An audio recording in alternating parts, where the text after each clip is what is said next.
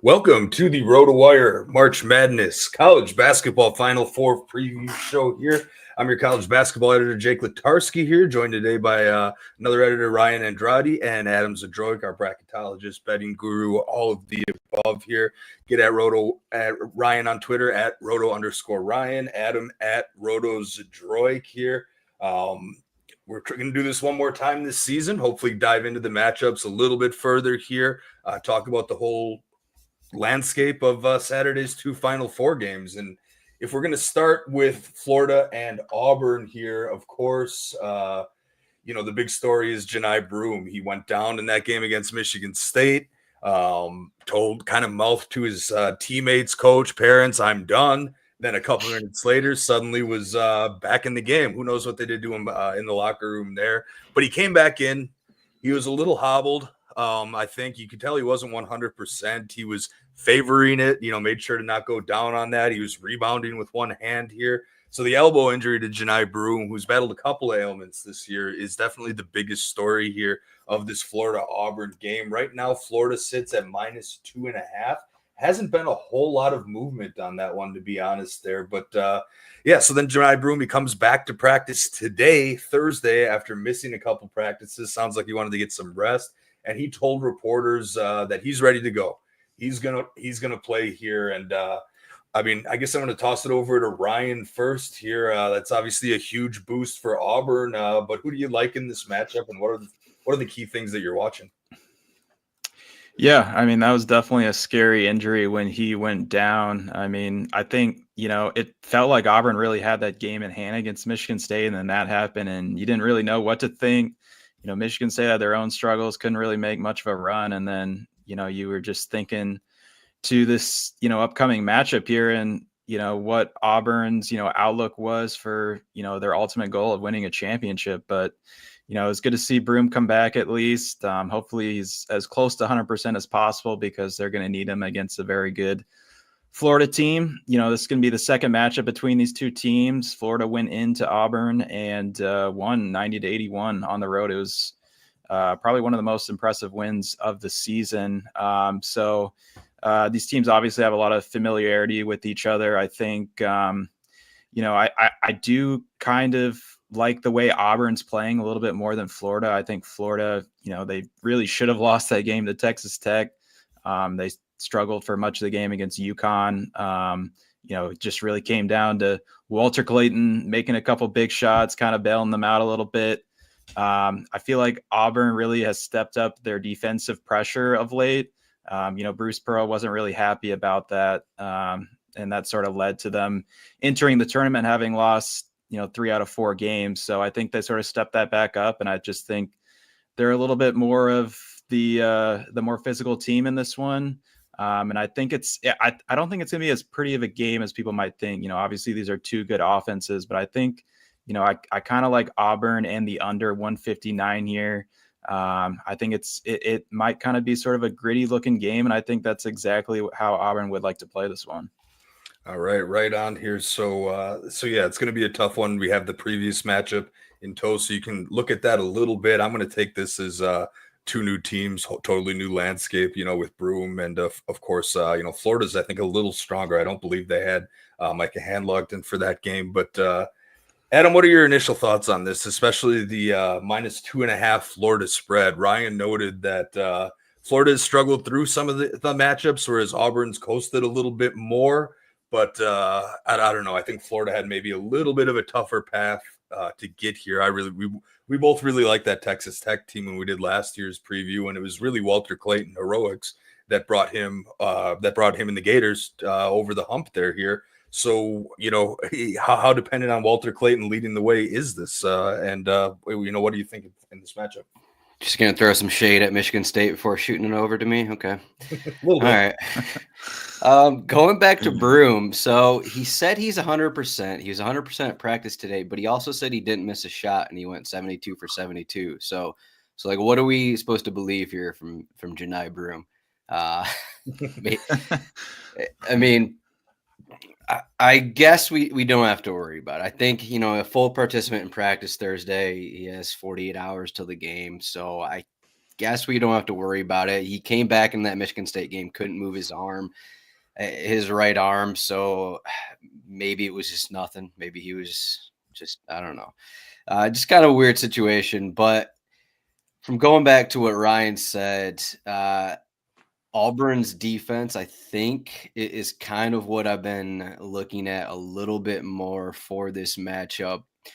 Some of the numbers overall in this tournament compared to this season don't line up together. Florida just got hammered down low against Darian Williams and JT Toppin in that game. And also by Derek Queen. And if you just look at their numbers for the season over at Ken Palm, they had the best 2-point defense in the SEC, top 20 for the entire season. And now they're getting beat up a little bit. If we just pull up Bart Torvik for just the tournament, Florida's defense ranks outside of the top 30 in terms of defense. Auburn is a top 10 defense in the tournament. And then the flip side of that, Florida's offense has been good. Auburn's offense hasn't been as good.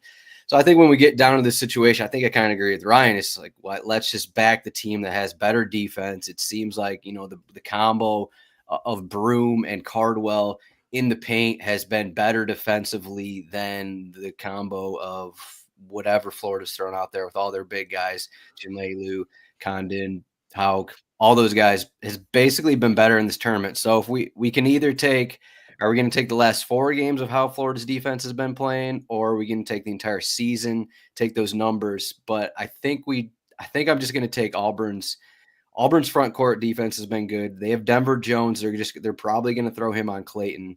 And I think that's the edge there. And I think that going back to what Ryan said again, I think Auburn will have the edge if Auburn actually plays slow. Again, this Auburn team, this Bruce Pearl team, they get wild at times. The first 30 minutes, the first half against Michigan, it was just both teams are just launching the ball back and forth to each other.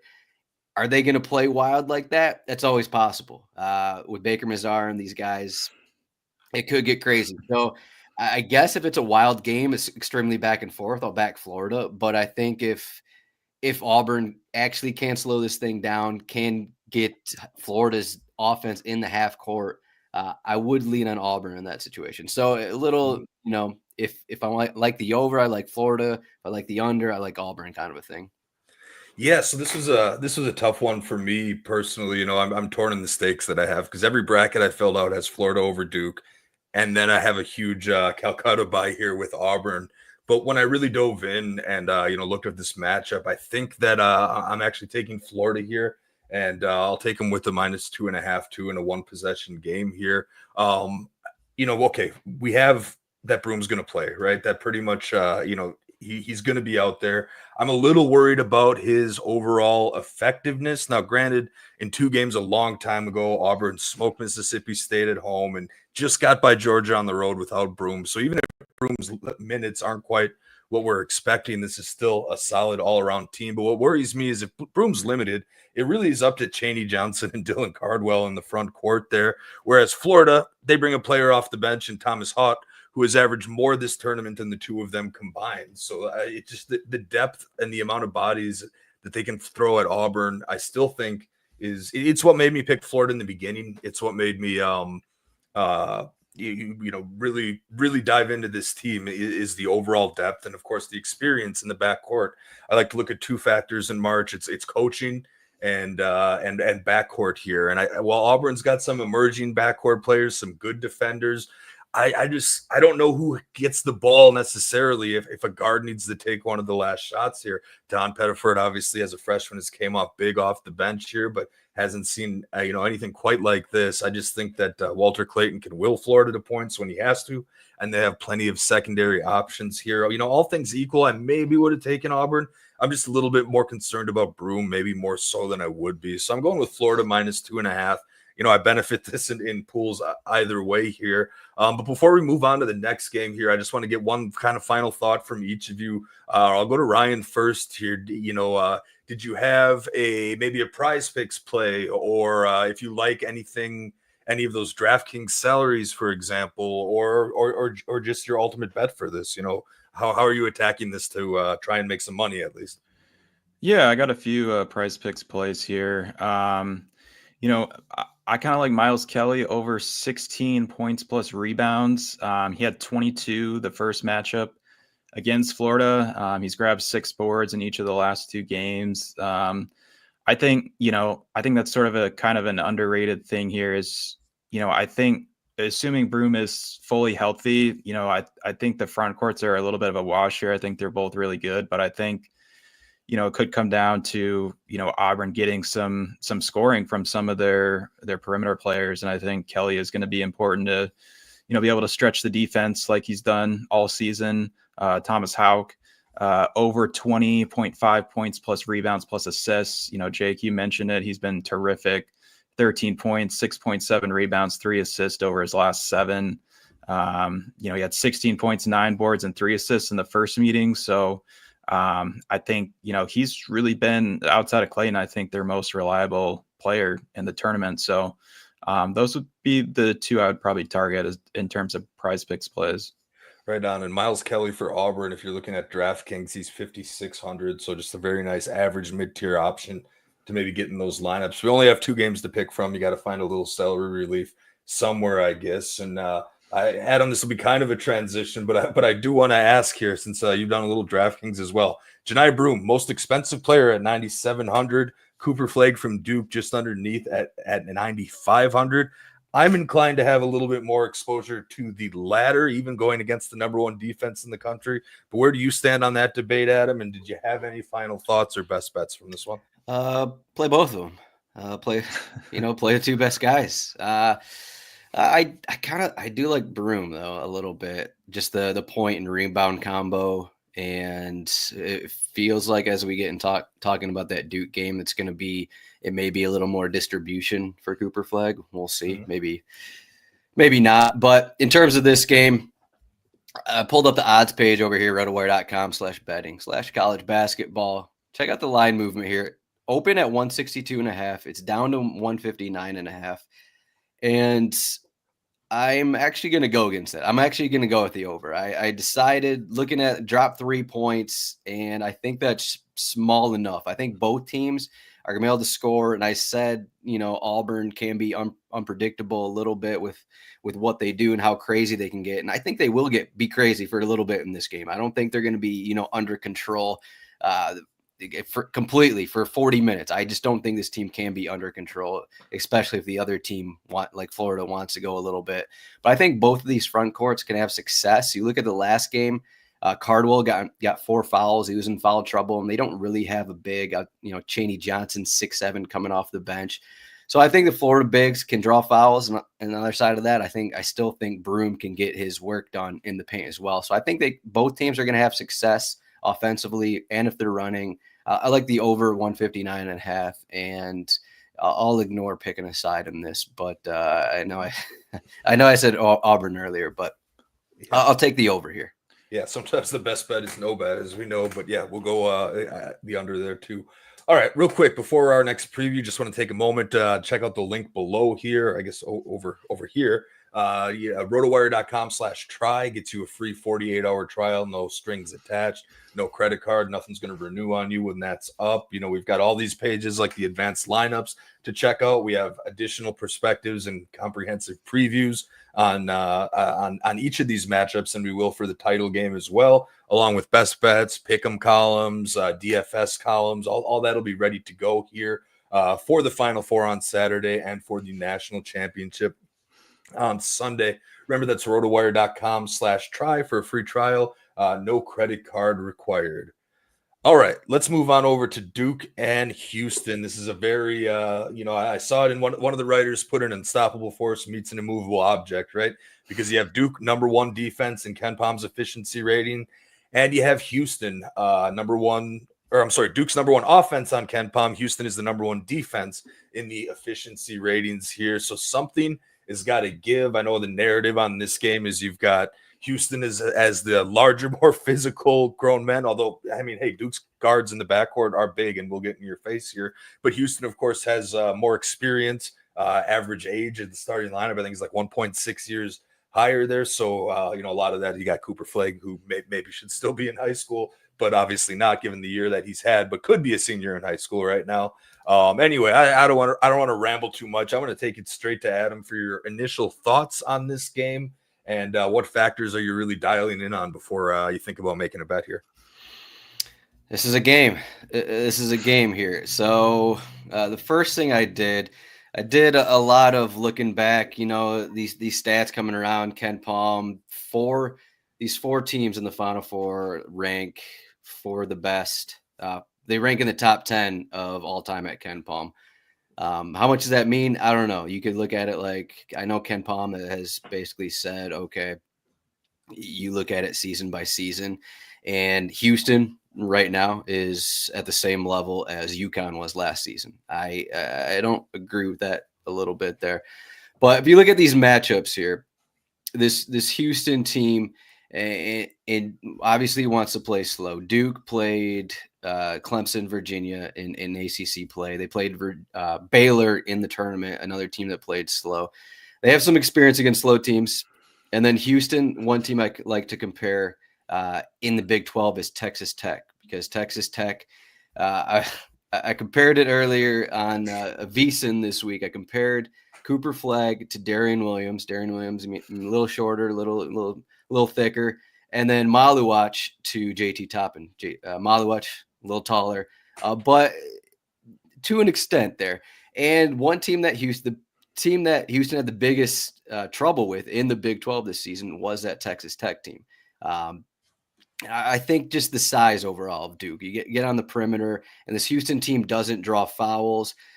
There's so many things I'm going with here. I'm just giving all these random things. But when we look at it, I think Duke can play the way that Houston wants to play, is kind of what it comes down to.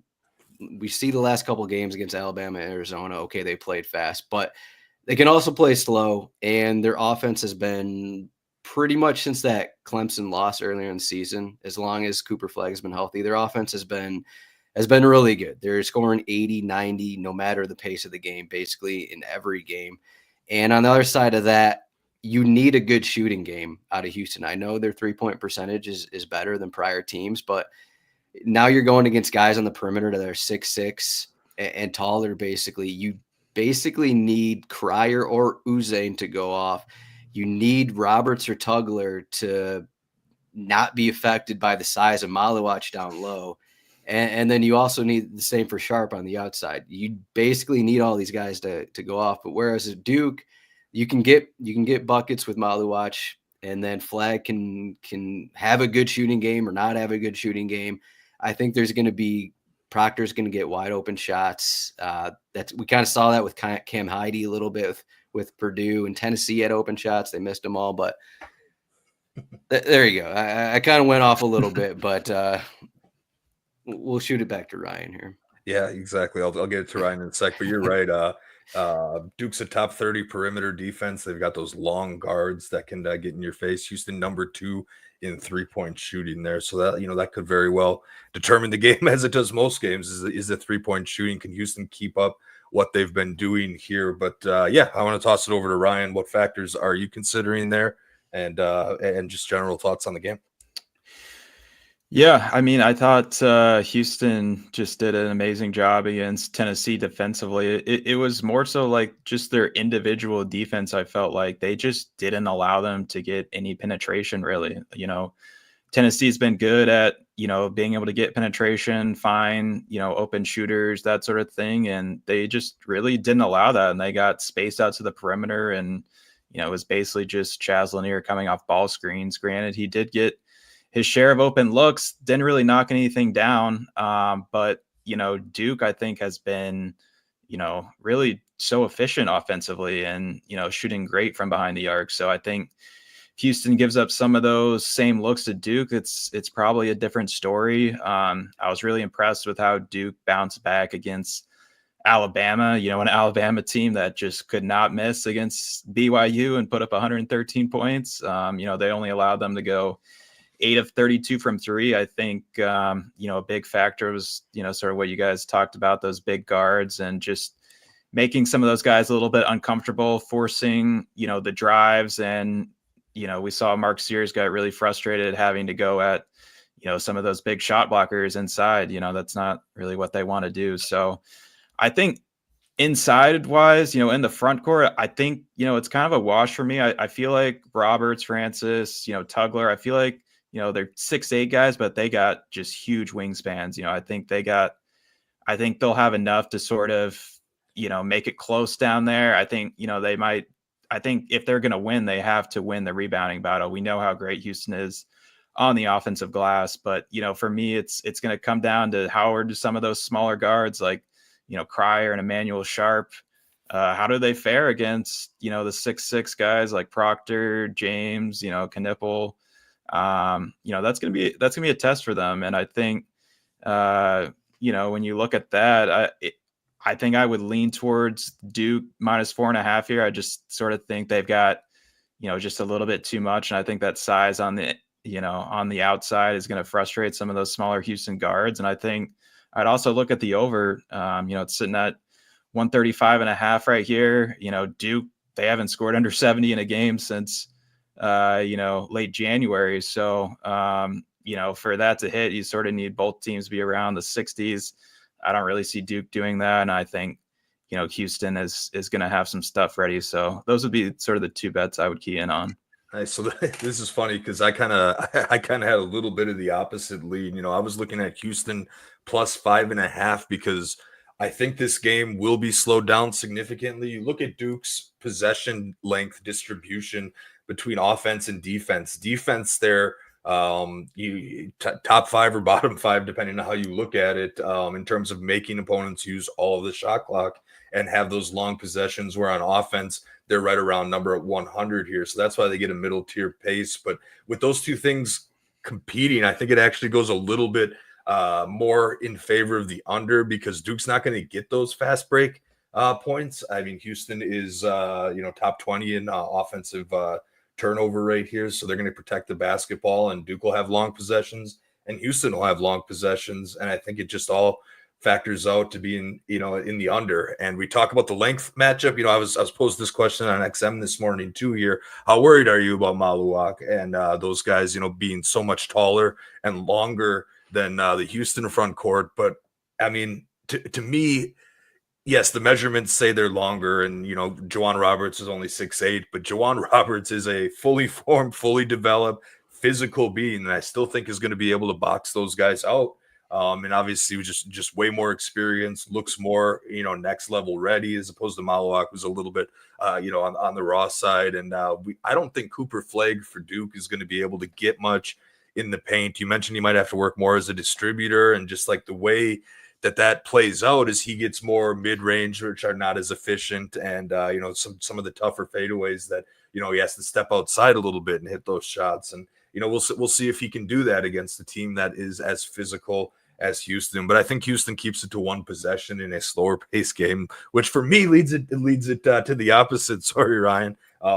Take which side you believe here, but I'm going under and Houston +5.5. But if I still had to pick, I'm not taking Houston money line. I think Duke has enough talent to go ahead and come up on top here. Enough secondary options that are a lot more consistent and will play just enough defense to make the 3-point shooting for Houston tougher than they've had all year long. So those are my couple plays there here. I'm going to toss it back to Adam just to see either if there's any bets you're dialing in on like we just did, anything stand out on DraftKings or Prize Picks or anything. Like, how are you attacking this and trying to make a little profit?